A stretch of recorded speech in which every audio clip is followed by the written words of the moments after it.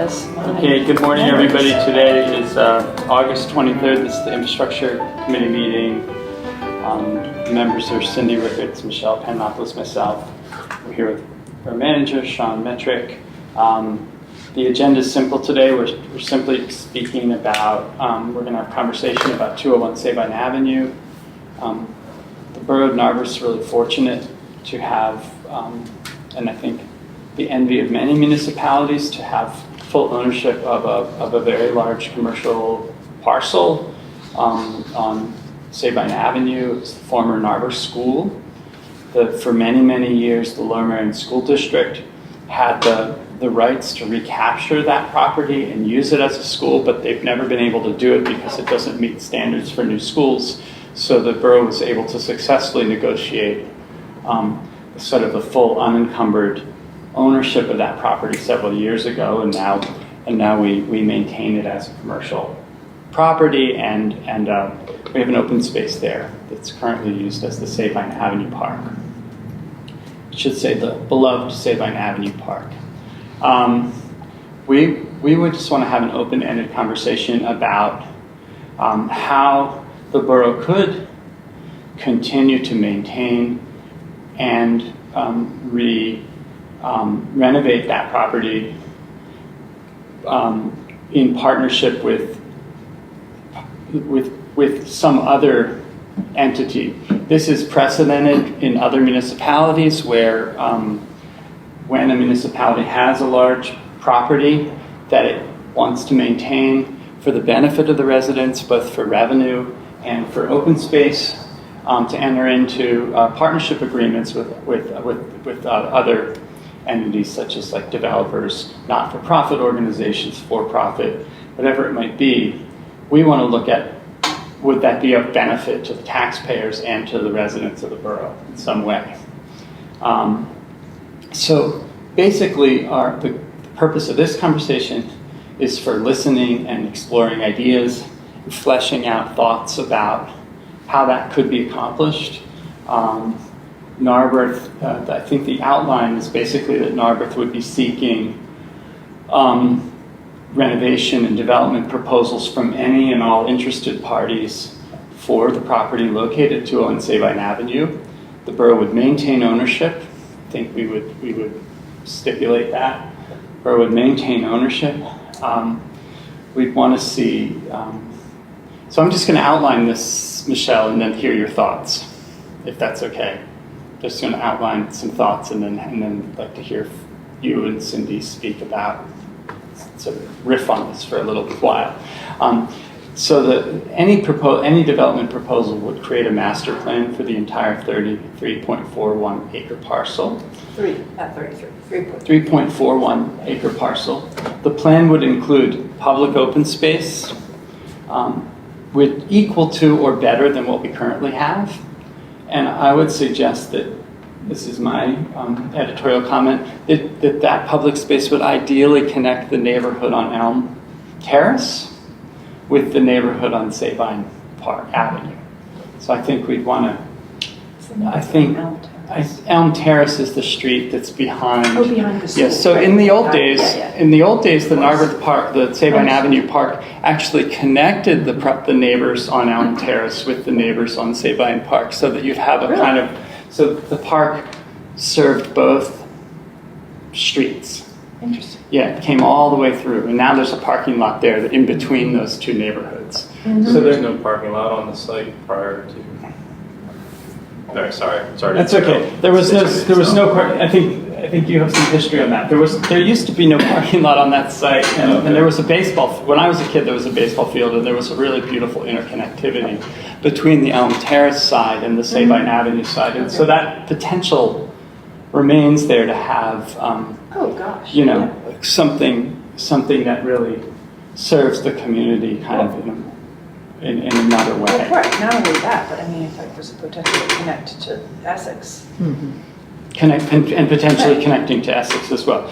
So the idea would be that if any development proposal would also have to generate revenue for the borough, at least equal to what we currently have, which I think is roughly around $300,000 a year. Roughly? Not net. What is it? Between 2 and 250. Yeah, roughly would be, you're right, it's rough. We did net 315 2 years ago. We're probably going to net about 270, 265 this year. You're right. So it varies from year to year because of vacancies, because of new rents being negotiated. The trend is equal or down on those. So perhaps we would maintenance costs. So perhaps we would stipulate like somewhere that we'd want to that whatever the revenue would have to be equal to maybe the average of the previous figure out a number. 3 or 5 years. So just figure out some number that's fair, that's equitable to the taxpayers and the residents. The plan would absolutely have to maintain the public and open space equal to or better than what currently exists.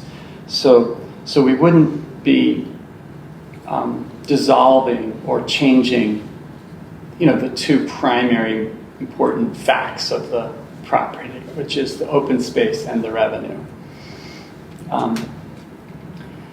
The development would have to conform to any changes, if there were any changes there, and there might not be changes there. The idea might just be to renovate what's there, but they would have to conform to the zoning standards of the district if the borough is not exempt from zoning standards. And I'm not sure that the borough is, just wanted to talk about that for a minute.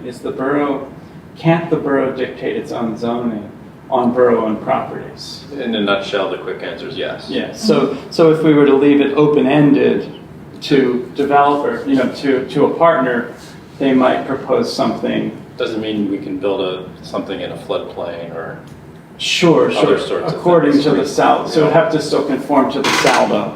But we could build that 20-story tower with vine build, right? Yeah. Joke. It's a No joke. one wants to do It's that. a joke. But in theory, the in borough- any case, borough I has think more I think that if any proposal could be very open-ended in terms of what it could.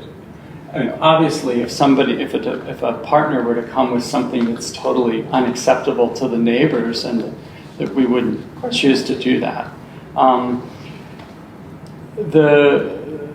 Any development would have to include stormwater management features. Can you build the school that's there right now under the current zoning code?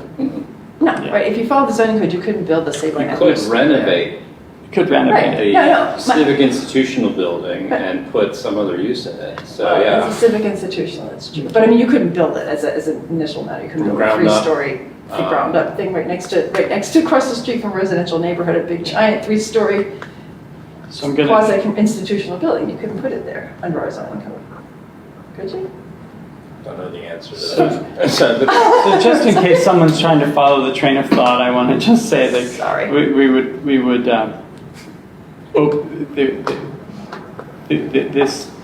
any proposal would have to include stormwater management features for the whole site that meet or exceed the borough's stormwater management ordinance standards, and any partner would have to provide us with an itemized financial plan and perform a demonstrating project feasibility.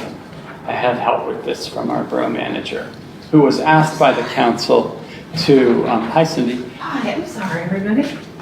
Good morning. So this is, I was helped substantially by the borough manager, who was asked by the council and charged by the council to develop a request for proposal from any and all interested development partners. So I'm just kind of describing, kind of in outline form, the opportunity that we have at Sabine Avenue, given that the borough has ownership of this, valuable commercial property, and that we have a beautiful park there, that we'd want to maintain the revenue equal to or better than what we currently have, and that we'd want to maintain the open space equal to or better than what we currently have, but that we're seeking partnership, which is done in many other municipalities when a municipality has an asset like this, to help us in the out years provide those things. Sure. the revenue and the open space. So then I'm just gonna, I don't know that I need to go into what the deliverables would be, but I think there are some questions that we want to ask ourselves and discuss and just sort of talk about.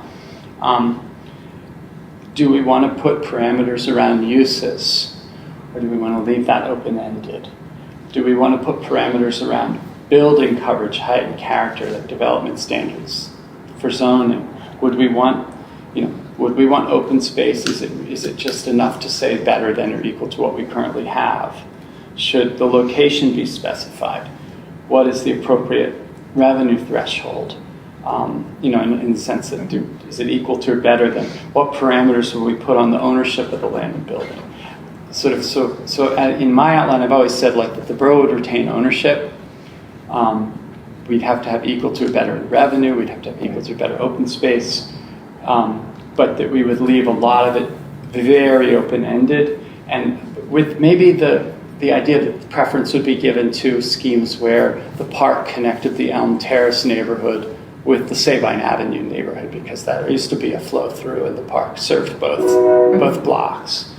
So that's the opening, and I would just love to hear. Why didn't I bring my drawings to show this? So let's just have conversation, and this is so anyone listening, this is not like a done deal. This is a very beginning of just a very open-ended conversation of how the borough could get support from a potential development partner while maintaining what we have. Mm-hmm. Oh, I wanted to add one other. I wanted to add one other thing. We currently have tenants. Any proposal would have to accommodate the current tenants. I would think at least until the end of their leases, without any disruption to their current operations. What's our, I think that really binds us. What's our, But we can talk about all these things. do we know though, just as we talk, what is the longest lease we have at this point? And I think within those leases, there is some language. Could we set that particular conversation aside for now and just talk about the broader RFP picture? I think that really constrains us, though. Well, let's for the moment, let's leap beyond that and just look at what would we ideally want, and then those things that can be worked out. Yeah, let's assume that can be worked out. So as an initial matter, can I just say, one question I hear you saying, this sort of a preliminary question before getting into details, is do we want to set parameters on potential proposals for development of this property, or leave it completely open-ended? Because if the answer is leave it completely open-ended, we don't really need to have the other discussion about other things, right?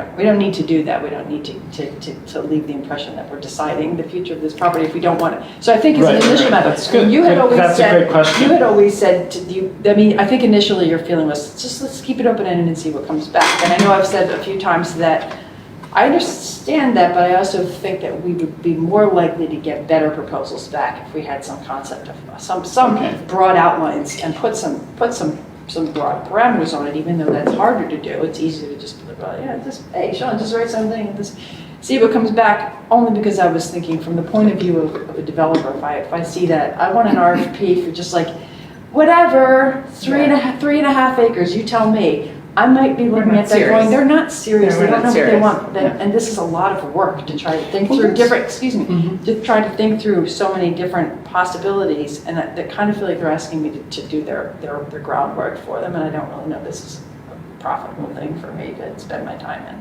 That's my initial thought, but that may be totally wrong. I haven't done a lot of these, and I wonder if there's anybody in this room who has more experience with that, who can say, you know what, you might think that intuitively, but that's not really the case. In fact, I've looked at other municipalities' proposals, and I have tried to do that in the past. I have actually spent some time in what I was able to grab online, but most of them are from other places. So let's talk about and they seem to be fairly more specific, but that doesn't mean that you couldn't get something good back if you just said, hey, give us thoughts. So, well, let's talk about the question, okay? So it's not entirely open-ended. There would be parameters. Maintain the revenue. Right. maintain the open space. Those are two minimum, so there's some minimum critical specifications. Then there's also, we're a community that's, so let's just talk about this. Let's think about how this might play out. We're a community that's networked in a very particular way. People know Narberth, and opportunities might come because various neighbors would know, might invite their friends who had a specific idea. So it might, I don't want to be too specific, but wouldn't it be potentially a positive thing, say if the Narberth Community Theater were to partner with the Montgomery County Learning Center, for example, or so just but by predetermining too much what the programmatic requirements might be, we might prevent creative partnerships or possibilities from happening. Between specifying the programmatic requirements and just saying, revenue and open space. Yeah. That's it. I mean, there's a lot of ground in between. So I think the question is, should we try to traverse that ground in any capacity? If so, exactly. Understand the question. Yeah. Good question. So my employer has been very successful with mixed-use properties and shared revenue like this, right? Drexel has done this. Oh, my employer, okay. Yeah. Okay. Drexel has done this really well, right? Yeah. We have folks that have been able to say, we don't have the resources to do this, however, through some partnerships between Drexel doesn't have the resources to do it. Well, at the time, we can, there's a new school property happening in West Philadelphia where there is land, where we will have a really amazing science leadership academy in the school.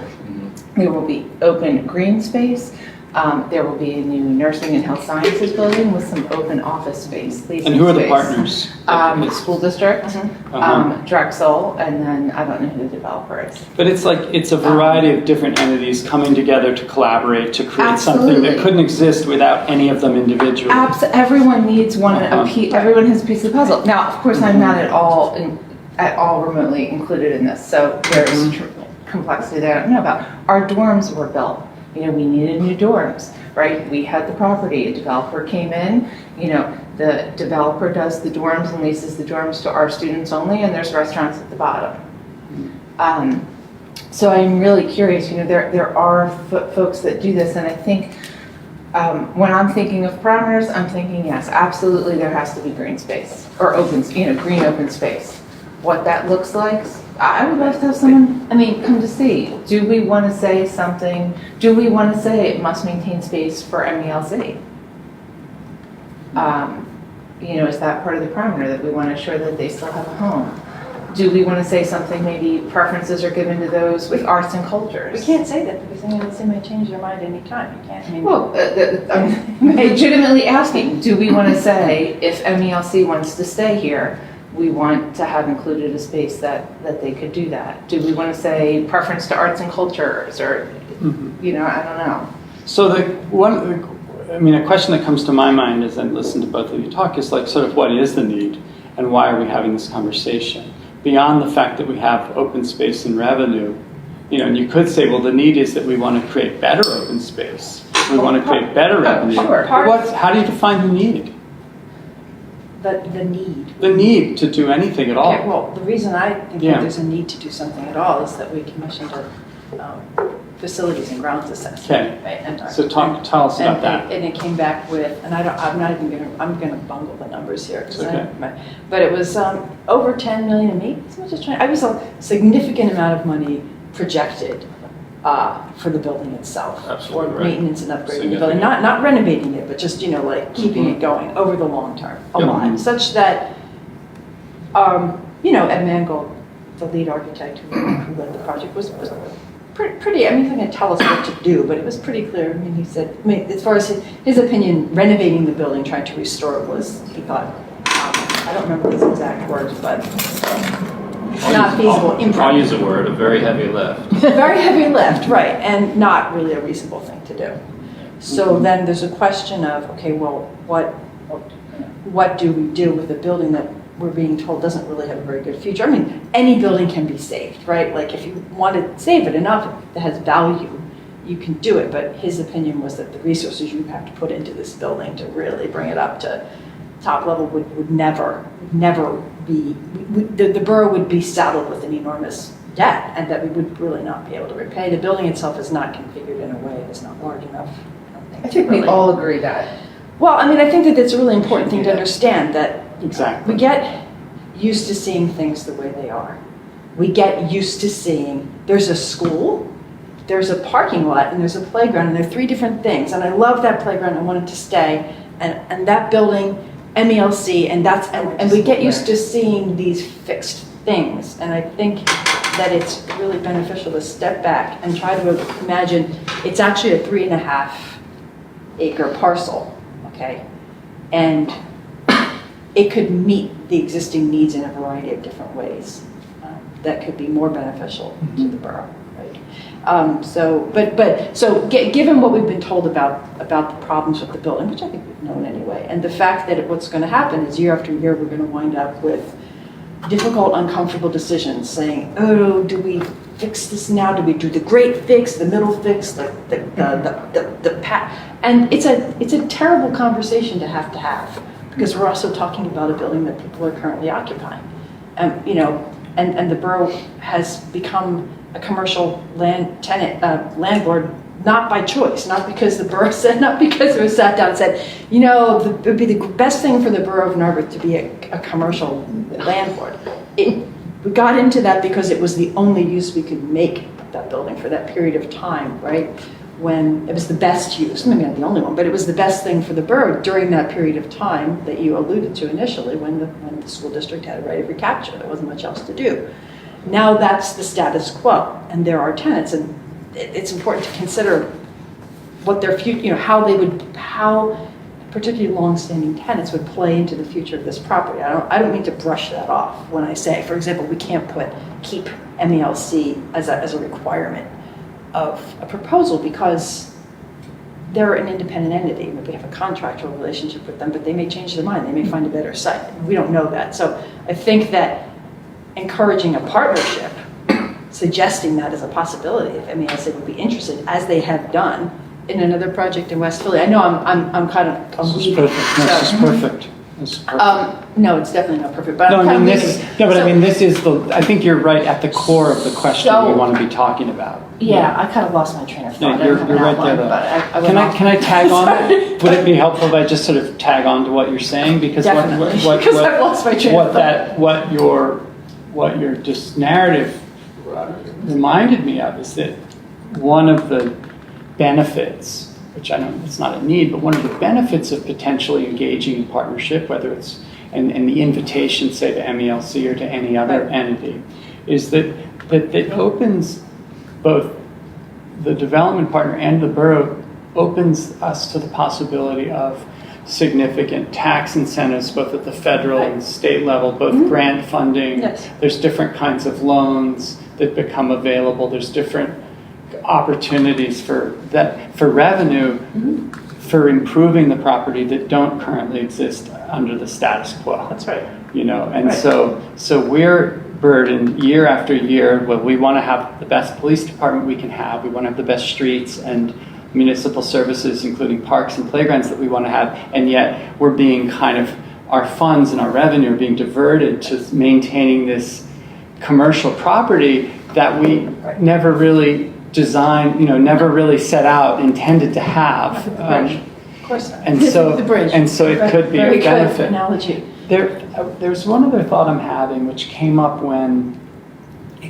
years ago when the Methodist Church closed, and there were several not-for-profit organizations in the Methodist Church, and the borough was sort of well-meaning and good people were sort of asking, how do we maintain these important services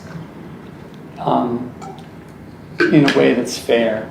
And it seemed to the council at that time that to be subsidizing any one not-for-profit organization by giving them space in the commercial property wasn't fair, because we currently have tenants there who are paying top dollar for space.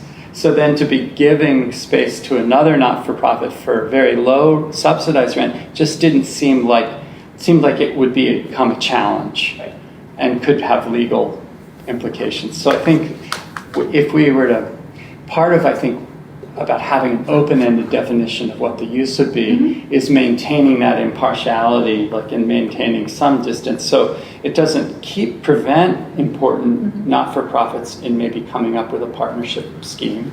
So perhaps the county or the food bank or the learning center, or maybe there's a senior organization that would want to do it, which has happened in many places. Sure. Maybe they would want to come in, and we could encourage them to come to us with some kind of scheme, but under like a more broad, open-ended kind of invitation. That, yeah. Yeah. Did you want to talk about what uses or anything to do with standards or open space? I think open space, do we want to write in environmental standards in building to go beyond our code and give some specifics about that, although that seems like something we could add down the line. No, I think open space, Right. green open I space. think when we say, we would need Green open space. Green could be- open Well, space. but not green open private space, green open public. Public. We need, Yeah. right, we need, right. Why don't we call it public We open need some space? public, right, some. Yeah, Or, Do we, I would add green. okay. Do we want to suggest a minimum percentage of the lot that we would like to see devoted to that? Minimum. Yeah. How about equal to or greater than what currently exists? That's Right, such a well- goofy space though. Well, no, I mean, but it's an area. What is it's an the- area. I'm not saying, I'm not what suggesting does currently maintaining it exist? necessarily. No, but- I understand that, but I don't even know that even if we take that space, the percentage of that space, Well, suppose range. we were to specify a minimum. What would you suggest? A third? Half? No, that's not bad. 25%? I mean, how do you That's the just, question. and so What is a if it's, decent size because it's for- possible that somebody comes with a proposal and it's like 10%, but the 10% that they're creating as a public park is such a great park Yeah. that you'd prefer that over right, an 20% of open grass. field. On the other hand, Yeah. somebody might come with an open field and you'd say, well, that's better than, I mean, so to me, part of what, if you're a development partner and you want to say, win this proposal, or you want to win this deal, you're going to want to produce something that the neighbors and the community really love. Right. We're going to want to produce something that's profitable. And well, no, I mean that goes without saying. That's Yeah. within their interest. But I mean, if they want to be I don't want to sound too aware. cynical, but my view of developers is that they will always try to push for the most profit. Of course. For themselves, and so it's important to But we would- maybe it could be beneficial to state our minimum of what would be acceptable open public space. Because I mean, So let's do that. So what would it be? 20%. How would you determine what's the ideal? so I think that it's, if you say 20%, I think it's important to understand if that's what you will not be getting back a baseball field. I mean, there are certain things that are ruled out as soon as you start to be any but more specific, and I just think it's important to recognize that because we're going to put this out, and there, at some point somebody needs to be willing to make decisions about So- what can and can't be accommodated there, and I know that there are a variety of different views in our community about What Yeah. percentage is the current park of the whole thing? I'm just thinking of like, what's a I'm rational looking at basis this, for I'm trying to, determining? I know, I'm looking at this, I don't even think it's that much. I'm looking at this trying to figure out first of all, why do I not know what that is? What's wrong with me? There's no building there. Yeah. Okay, all right. And there's not, the playground doesn't go over in that. This is Right, no, it's not. In fact, I'm gonna, Because it's parking lot. That's funny. I don't think I have that. I'm trying to figure out where, I mean, this is obviously. Maybe the- they're used to, I don't remember. If there's There anything was on here never that a we building can, there. why didn't I bring my site plans? We would have It's that, okay. we have it exactly, I don't have Well, the thing done. Could we just ask first, I mean- could we ask Ed or someone to figure out what's the percentage? I'm of the guessing it's existing space it's less than over the- 20%. Yeah, that's It's easy more to than- solve. That's easy. Yeah, it just is what it It is. But what if we were just to say like equal to that area I- or greater? I think I would say greater, period. So Like- just period greater. No, yeah, well, no, I mean, I would Larger say, than what I would say when I exists. think of what exists and what the actual space, the massive size of that parking lot and what's actually on that site, I mean, I would say what exists plus a factor of at least an additional like 25% over what exists. I mean, I think it should be the open, I think there's plenty of room to accommodate a larger park. So on let's that just, site why overall. don't we just hold that as a possibility, like not determine it now, because we can. Because I we think can- what's actually we can there look is at that, and we can ask Less our than professional 20% of staff the to lot. think on that and give us a, Yeah. a way of thinking about that, and they may come up with some way of, maybe not even 20%. a way of presenting that It's that. Yeah, I mean, what's there is that less makes than 20%. sense. Right. Yeah. Is that reasonable? Like if you just sort of, we'll just think on it and. Be greedy in the public's interest, is my recommendation. That's what I think. That's Yeah, where I'm Because sort the of going. developer's gonna Yeah. be greedy in the private. Sure. interest. See, Sean and I, we're both cynical people. Well, and the same would be true for the revenue. It would be this, but also for the revenue, we're gonna favor a project that provides more revenue for the borough, so that we can fund our police department and our Yeah. parks. And, yeah. So, Right, I think, yes, but do we? I don't think that's not at the top of our list. That's Okay. that's at the top of the developer's priority list. It's really only somewhere down. I mean, to me, I think it's probably not number one on our priority list. Let's talk about ownership. It's what? I'm sorry. I don't think revenue is Revenue. number one on our priority list. It's somewhere on there, right? But it's, truth be Well, it's told, pretty important. maximizing it, getting more revenue than what we had. But Well, so, wait. I mean, hold 5% on, of the I'm sorry. borough, 5% of the borough budget's is pretty significant. But So- hold on, if I can chime in here, just by us getting rid of this old falling apart building, we're gaining revenue. We're freeing up. Right. So I don't think to say we have to bring in still 5%, because Well- even if we say this building is now no longer our responsibility, we're freeing saving up- ourselves We're freeing money. up future capital expenses, but I mean, Yeah. as far as our operating budget, I mean, that's. Both, it's a both. It's isn't a it? both, yeah. But right, I mean, I think maybe one requirement of the proposal is not just that there's a future revenue stream that's equal, that's maybe something to put in the proposal, but that the proposal itself needs to be something that shows a way to maintain the revenue stream during development of the project. Mhm. Because you've suggested you think there are probably ways to do this, so a development partner should be competent to understand the financing, right? And they'll So demonstrate so that they can in their demonstrate that is or isn't proposal. possible, because if it isn't possible, to say, fold the loss of revenue as part of a development project so that it's supplied in some fashion, it's financed in some fashion. That's something we need to know. So I think that's something like a clear answer from the development partner before we even. And I think we'd have to be take specific that there's certain, that they're carrying costs during development, for example, which is that we need to maintain our revenue. Yeah, that should And we, probably and we be would, in the and just as, yeah. Let's talk a little bit about parameters of ownership. We own the land and we own the building. Would we be, and I'm just speaking very hypothetically, would we be open to a long-term lease of the land or some portion of the land? Would we be open to simply owning the land but not necessarily owning Would be. the building? Like what Would we be open would you to- want to define would any we of be that? open Wait, to, hold on, we're talking about rubbish. I mean, as another option, no, I'm going to add on, would we be open to selling part of the land? That is, would we be open to transferring ownership of part of the land in exchange for a lot of amenities for the borough? I mean, it's a question.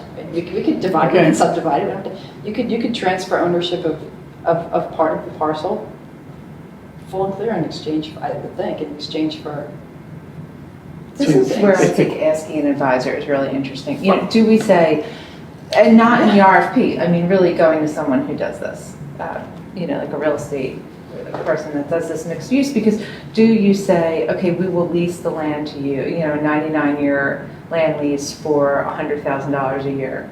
And then that's where we get our revenue, where we say, and I'm making these numbers up, where we're saying, okay, we're making up that 5% of the revenue in that we're not going to have to put these costs into repairing this falling down building, but at least we still have some with the lease of the land. I mean, this is not my area, but I do wonder if it's worth having that conversation. That's something that can be researched. Yeah. Yeah.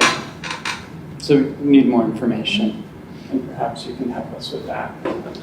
Yeah, and I guess, Oh, absolutely. Okay, great. all right, so, I don't have an answer to the Yeah, question. no, it wasn't Right. expecting you to have that. ownership, but there's Yeah. a fundamental tension here where the fact that we own this property and we're renting it out as commercial property it makes us an outlier in most municipalities. Yeah. And I mention this to other managers, they're like, you do what? Right. When we have to go out for insurance or loans, Yeah. your lender's like, you have what? Yeah. And we have to pay extra I interest really, Yeah. because it's not tax exempt. It's not tax exempt financing. So the management of a commercial property puts a lot of administrative strain on the borough, and I'm speaking selfishly because it's me who takes the call, the 45-minute call from Andy, from the property manager every 3 days about the 15 things that need to be talked about. We could probably spend the next 3 hours in this room right now discussing 201 Sabine issues. And but that's what you hired me to do, right? But if you deal with that. But we So don't there's want a to spend value- any Yeah, time. exactly. Because that's not the point. So you can speak to the value of that, yeah. That's a That's the point. tension, and then the Yeah. other tension is getting to my greedy point. The good Lord's not making any more land.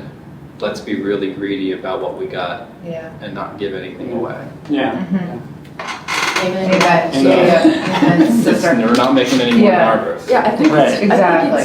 it's a very valuable In fact. the- I think we need to be, that's Yeah. why we need, So I don't know what the hybrid of those tensions are, but just know that it is a burden on administrative time to be a property owner. It's going to be a burden on your time. We have to talk about the issue that you brought up earlier about leases and timing and those kinds of things. We have to wrestle with these issues. We have to sit around a capital plan and argue about timing of investments and what's the appropriate thing to do.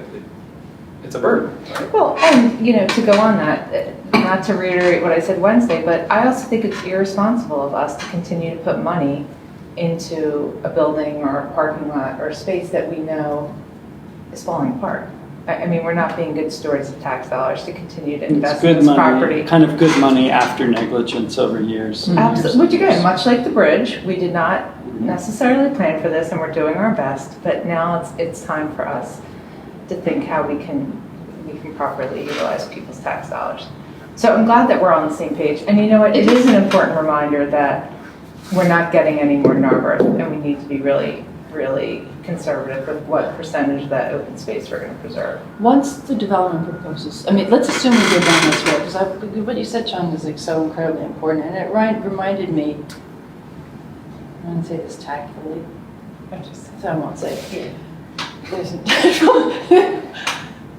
Assuming that we put out requests for proposals and we receive requests for proposals back, I'd like to maybe have a little bit of advanced thought. We don't have to decide today, but a plan for then how we approach reviewing and making decisions on who represents the borough's interest in working these things out. I don't think that council needs to do this without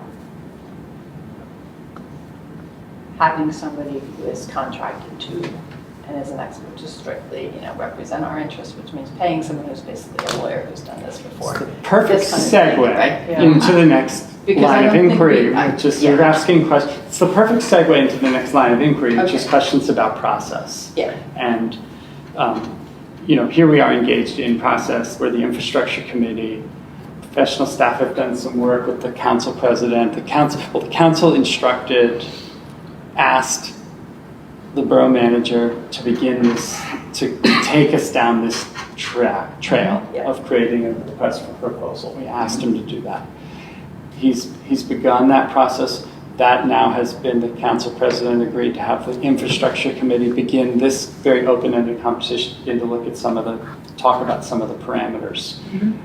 We're not deciding anything today, we're just sharing thoughts and ideas. And you raised the question of process, like how does this actually, how and when does the rest of council get involved? How and when does the public get involved? How and when do these decisions get made? Do we work with a consultant? What will that cost? How would we pay for that? And there's, Because there are a number we're of these talking about decisions we can't make in public meetings. right? They're going to involve at some point negotiation about things that would be irresponsible, right, to do in this format. I mean, at some point, it That's has to right. come to that point, right? So The that'll be evident. decisional deliberation will Right. happen at a table with, Of course. in public. But yeah, I mean, if there's Yeah. not all, it's just I would the say way that we do you don't hide business. something. I mean, as a member, as a resident of Narberth and a member of the public, I don't want borough council sitting around in public meetings and sort of chewing the fat about how they're, negotiations with development Sure. partners, because it's not, nobody could, you need to sort of have some things, you need to Yeah. have some cards that you're not showing everybody at some point. And so, right, so just thinking about the process, we haven't done this before. Yeah. And where the line is drawn, and it's going to be important to have clarity on that. Is that? Let's talk about the I know, I'm whether probably we- getting stampeded let's talk into about too the far, but- benefits of working with a consultant on this, or do we just simply do this and hope and believe that a development partner will come forward that appeals with a proposal that appeals to us, and then they take us the rest of the way and we work with them? I don't So- want so to just- do anything on the hope that a development partner will represent our interests. That's not what I'm saying. Forward. That's not what I'm saying. I'm not saying that any development partner is going to represent our interests. I'm saying that do we perceive the need for a consultant at this juncture to help us get into that process, or can we simply go with, which as many municipalities do, go with a proposal, then basically respond to those come to us. Now, at some point, there might be at some point, we might engage in preliminary conversations with the development partner. At that point, we might say like, okay, this is a real possibility. Why don't we hire someone to represent us? That we would have a client rep. We would be the client. We'd hire someone then to represent us so that the office isn't burdened with that. But then at that point, we have a proposal that includes a revenue stream. We would see where the funding comes from. At this point, we don't really have any money to do this. We have less than none. So, in my view, I would try to identify somebody at this point, because I think just putting an RFP on our webpage is, casting a really broad net. And if again, I'm thinking about, the individual we have at my institution, is that you're having targeted conversations. So keeping with the example of the Narberth Community Theater, I think that would be amazing to see, for example, the Narberth Community Theater come back with, let's say, a restaurant at the bottom, or whatever that looks like. I'm not sure that the theater group has the bandwidth or knowledge to say, oh, I understand how we can leverage our loans or resources or whatnot, that perhaps having someone that could have some targeted idea of who to present that RFP to might be helpful. So we're getting serious and well thought out partnerships. And then moving into someone. So if I'm a not-for-profit organization, I'm going to go out and find those people to partner with me. So I think I'm concerned that we not try to do too much as a borough, more than what we're actually capable of doing. We're a municipality. We're not developers per se. So I would say the purpose of having a development partner is that they bring those resources with them to the table. Now, we'll have to engage with that in an effective and intelligent way, in which case we may need to get some assistance. So Maybe we won't, but I'm wondering. I think we should have an expert to consult with now at the RFP development stage. Given the amount of money that this borough has spent on consultants for this, that, or the other thing, that sometimes I look at and I almost have it give me angina sometimes, although I understand, the need for expertise. But this is an existential problem for the borough. It really is, and I'm borrowing your word because I thought it was so well put. This is it's an existential question for the borough. Like, we've got to get it right. Like, if there's ever a time when I kind of want to say, let's let loose with some. Let's find a way. Let's find a way to bring an expert in at the ground level, so that we make sure the RFP that we put out there really. So change it. So if let's just say we It's agree really, to it's do really that. well formed. Really sets sets parameters at the Yeah. appropriate level of specificity around our broad goals. Okay, so let's follow that thought, okay? Let's But- say the council then agrees with you, and I'm not saying I agree or disagree, I'm understand. very interested in entertaining the question. Let's say the council agrees with that. So then the project now is no longer creating an RFP. Now we're into like hiring a consultant, and so the project becomes, how do we identify the qualifications and the credentials and the correct person to engage with us in this project, and how do we fund that? So it's a different conversation than the one we're having, and now that may be exactly what we need to go to, but why don't we just sort of put a pause there and think on that beyond this moment, I think, just because I think it's exactly the right question. I don't know the answer. Well, I don't know the answer Yeah. either, of course. Could you maybe just elaborate, like, what would the qualifications and credentials of that person be? So can I, I mean, Yeah. can I answer that for a sec? Yeah. I think that this is a conversation that we should we have Ira Winston, who manages real estate and facilities at University of Pennsylvania. I would think that he is someone who, if he's not the person that does this, he most certainly is the person that works with that person at Penn. or knows, maybe. Or knows, familiar with like I know other the people. person I at think Drexel who I does think we this. really want somebody who has expertise and has done this in the municipal context, and I think Drexel's projects are almost all exclusively privately owned land. So I private. think for So our purposes in because this that's committee a conversation, different set of incentives Yeah. and possibilities. yeah, as for well our as purposes right limitations. now in this committee conversation, let's not go down let's not get too granular around that, like any particular person. I'd just rather, let's talk about the qualifications and credentials of someone who might I do would it rather look to than the, I how we don't refine remember, it. I don't, for You example, two are talking over each other. I don't remember the name of the entity at this point because it was so long ago when we did get into this, who managed the project on Market Street that involved development where MELC was a partner, right? Mhm.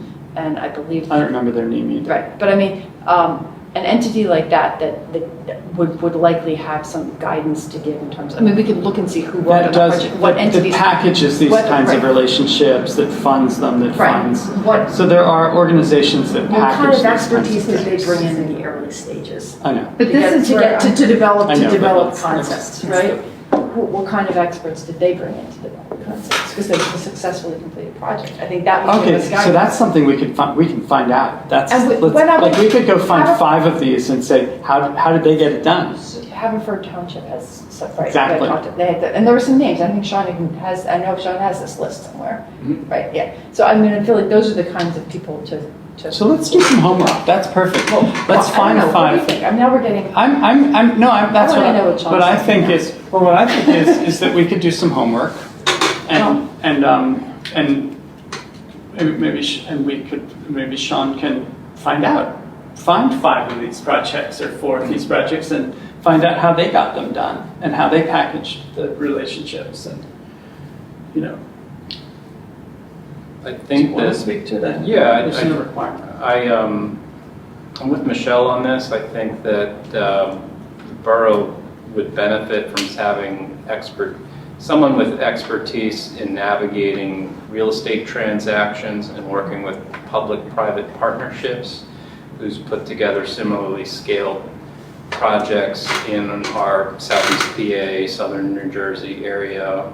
And I think it would be valuable to have that person answer some of the pre-RFP questions that we came up with this table this morning, navigate us through the relationship with the procurement, and navigate us through the relationship with the developer to be able to,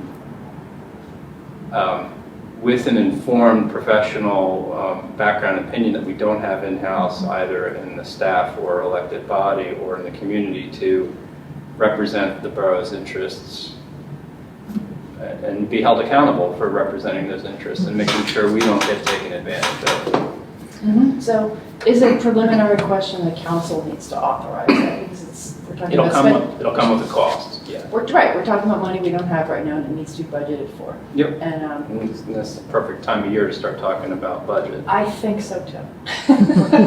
I think this is something that should really be folded into our budgetary discussions. This is something that's worth prioritizing. Can in you, our budget. could you, hi Rob. Hi. Could you come, Hello. could you put together some thoughts about that and what the cost would be, like a number we could put in the budget?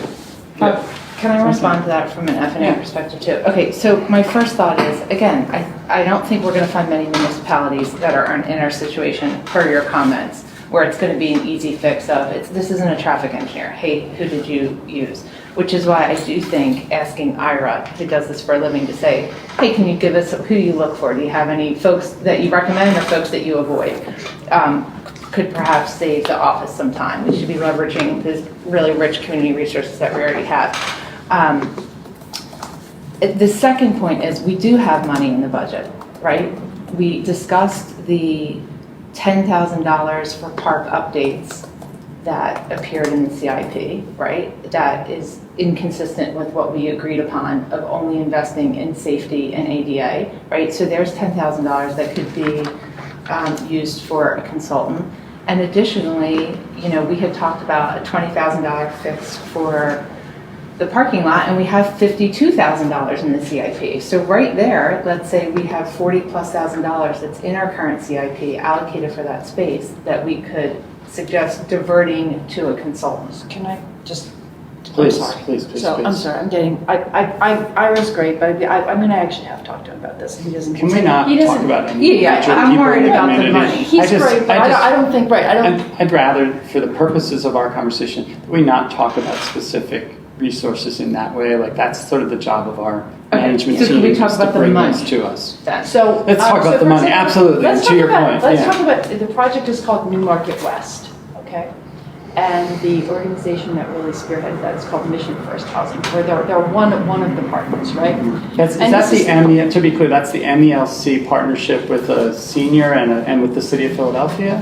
So I'm trying to figure out exactly specifically who were the partners on that particular project, okay? Let me take away, but it doesn't, this was a larger scale project, probably. They needed a LEED certified building that is going to provide housing for early childhood education, is community serving retail to a transit access. The point is that's one project. I'm saying that's the project we do. But Mission First Housing Group, okay, is a group that develops and manages multifamily affordable rental housing for individuals and families. They develop so I'm trying to figure out where they stay. What is They've done. it you're trying to convey to us? I'm just give me a break. I'm sorry. I'm just trying my best here. I know. They partner with public institutions and private organizations and faith-based organizations right. to help bring to life like projects that benefit communities that you could provide senior housing, for example, is a possibility. Those kind of things. I mean, they're a mission-based group. So we know that these development organizations exist. What's one type of organization that may be interested in a Exactly. project like this? But it might be interesting to see what entities have been involved in the development of those projects. Great. Right? You put that under your Looking hat. at it right Sean's now. got that in Who his has, hat, yeah. for example, when there have been public entities, right, that have been partners in that, who has represented those public entities? And Great, that might be the beautiful. person we're looking for, right? That's Because they probably had somebody representing them. That's a really significant Working with them. sliver of That's what I data wanted to there. That's a significant data point. Last words, because Well- I think I just want to wrap it up now, and this has been very productive. Well, so I do think I would like to kind of continue with my comment about the finances in the CIP because I think that this is irrelevant without saying we have $62,000 allocated for earmarked for Sabine in the parking lot in the park in the current CIP. Okay. But it's Right? And capital. it's, Okay. and It's capital, and it's correct. designated, right? It's- Didn't we already? It is, but Okay. what is the flexible? Okay, so we have $62,000 in capital improvement. We as a council said we would invest in ADA and safety. So let's look, from that 62,000, what is ADA and safety? Okay, and I'm not actually asking for a figure on that. It's not $62,000, we know that. Can we divert funds from capital To pay for this? at this point for a consultant? It's not a capital. It doesn't expense. seem that clean to me, I don't know. I mean, it doesn't seem that Again, straightforward to me. I agree with Michelle on that point. The capital fund is a fund that funds Right. it's not everything that you can touch. Some of it is software and other sorts of technical improvements that you can't put your fingertips on, but it's durable improvements over $2,500 that last more than a year. So the funds would have to come out of the general fund to pay this. Okay. It's too much of a stretch to say a consultant for the capital. So It's too much of a stretch to do pre-development consulting Okay. through capital fund. What we do Right. through the capital fund is PM, project management, can get baked into the number. So with the roof, that's a $450,000 replacement project. There is project management money being paid to KCBA. We contracted with them. It's a low amount. I don't know the number off the top of my head, so I won't venture a guess, but it's probably in the 10 range to escort the process from where we are now to completion, sign off, and done. And those dollars are coming out of capital fund, and that's congruent with proper, This isn't project management. GASB standards, but this isn't project It's not management. project management. Okay. So you'll look, I think Sean's gonna look, come up with some kind of parameters or a dollar for hopefully. Well, I'm glad you didn't a say just placeholder. come up with money. No, because no. If I did that, An amount, You could do that. a placeholder, and then we'll see if there's any Yeah. money available for this or not. yeah. So before, I would like to wrap up, because I unfortunately need to you go. have to go. Excuse me, what did you say? Oh, I'm sorry. I really wanted to talk about Windsor and the traffic Oh, engineer, no, but if you have to do it at the go. next, let's do that offline, or like, let's do it at the next infrastructure Yeah, meeting. call me. Yeah. You want to talk about Yeah, it just, let's directly. do that, yeah. Well, okay, so just And then- publicly, if I could say one thing about Windsor, I'm sorry. We Okay. did ask for the office if you could find the old traffic studies. I had 2 hard copies and lent them out, and the person lost them, of Windsor Avenue.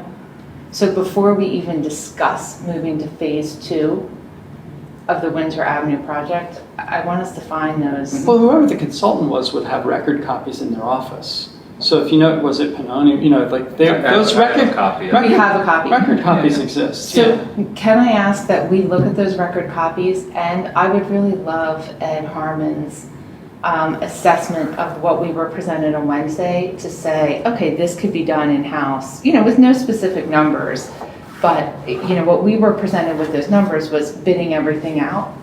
I would be interested for Ed to say, okay, now I'm confident that we could do 60% of this. Just so over the next month, I can develop my thinking using, okay, what have we paid for in the past that's still relevant? What percentage of this work could be done in-house, given the leadership in this space now? Because that's going to tee me up for the next month's conversation and even prepare me for more questions to ask, but I just need that information, and I don't want to let it sit another month. Thank you for inserting that. Okay, that's all I wanted. That's great. So, Sean, before we wrap this up, any questions in your mind for us that we can help with at this moment? Or I think we answered 2 critical questions today, which was should the RFP be open-ended or specific? It sounds like we want to set parameters around and target what we want. I think that's I would recommend you do that too. And it sounds like we're going to investigate getting some help, which I also think is a really good idea.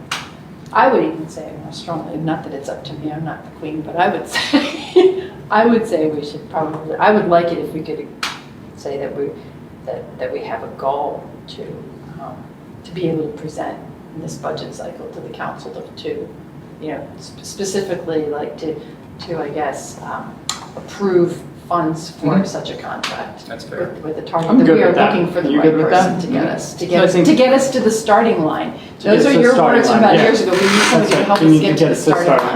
So that's an excellent summary, I think, of where we are and what the sort of the next action step is. Right. Okay. Thank you. That's I'm down excellent. with that. Yeah. Anything else, Sean, any other questions that we can? Okay. This is more of a, it's not a question for us to debate, and so forgive me if it creates more questions in your head, but I think this issue that you brought up earlier, Cindy, about when do leases end is a conversation we're going to all have to have real soon, because the charge to our property manager is to negotiate leases, and sometimes they come in with different length terms. So I've instructed the property manager to just go out and get what's out there without fetters or shackles on his marketing and brokering abilities, and then bring that decision to you all. Right. Right. So that's how the process is going to play out. So that conversation doesn't have to happen right now, but when the next lease comes up and we have prospective tenants looking at a space that's vacating in a couple of months, that question is going to be posed to everybody and say, here's the offer, here's the term date. Okay. Are you guys good with it? Thank you. Okay. And so there's the property owner burden of all of this Got too. Again. So in a couple of months, a lease is going to be coming up, so I take it that You could get Yentis is currently even sort of we could get a looking proposal around. tomorrow. It's Right, on the okay, market. so it's currently on the market. On the All right, market. so. Good to yeah, know. So, it's really good to know. Good to know. Okay. Thanks. Thanks. Okay. That adjourns our meeting.